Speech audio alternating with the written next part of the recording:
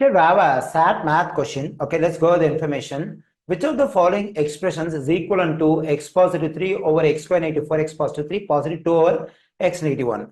Okay, here we have four options. In the given four options, we have to find the expression which is equivalent to the given expression over here. Okay, for that, we have to simplify the given expression. Okay, let me write the given expression as it is. That is x positive 3 over x square negative 4x positive 3 positive 2 over x negative 1.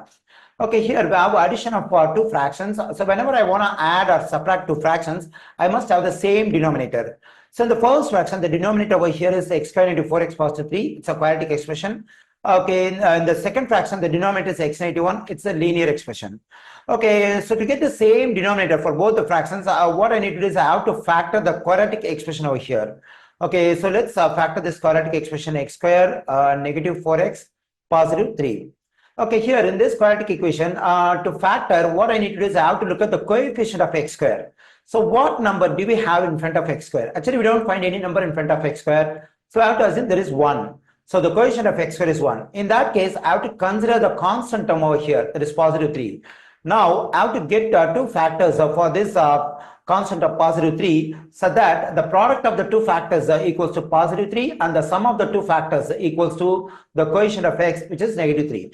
I think negative 1 and negative 3 will work. When I multiply negative 1 and negative 3, that is equal to positive 3, and when I add negative 1 and negative 3, that is equal to negative 4. That's the coefficient of x. So now let's write the two factors of this quadratic expression. For that, first I have to write x, and I have to write this number negative 1 over here. Then I'm getting the first factor x negative 1. So to get the second factor, again I have to write x. I have to write this number over here. Okay, now I got the two factors of this quadratic expression. So they are x negative 1 and x negative 3. Okay, now let me continue over here. That is x positive 3 over. So now instead of writing quadratic expression over here, we can write the factored form of this expression. That is x negative 1 times x negative 3 positive 2 over x negative 1.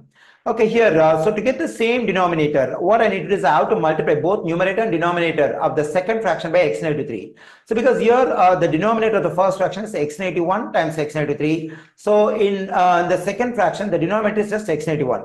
So to get the same denominator, we need x negative 3 over here. So for that, I have to multiply both numerator and denominator of the second fraction by x negative 3. Okay, let me do it. So I multiply the numerator by x negative 3 and the denominator also by x negative 3.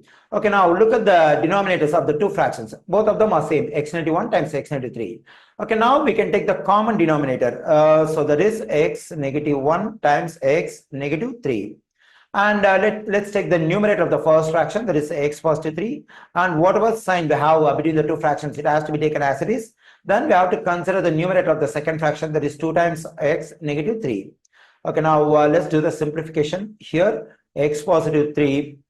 Okay, now we can distribute this positive 2 to this x and positive 2 to this negative 3. So when I do distribution, such distribution, I'm getting positive 2x and negative 6. Okay, now, so when I look at the denominator here, it's a factored form of this quadratic expression x square negative 4x positive 3. And when I look at each option, in any of the options, I don't find this factor from x negative 1 times x negative 3. So instead of writing this factor form, better we can write the quadratic expression which is equivalent to this one.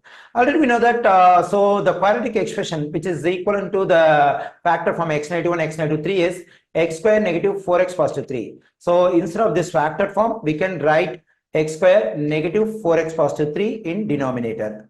So let me finish the rest of the stuff. Okay, now let's simplify the expression we have over here in numerator. When I combine this x and 2x, I'm getting 3x. When I combine this positive 3 and negative 6, I'm getting negative 3 over x square negative 4x positive 3.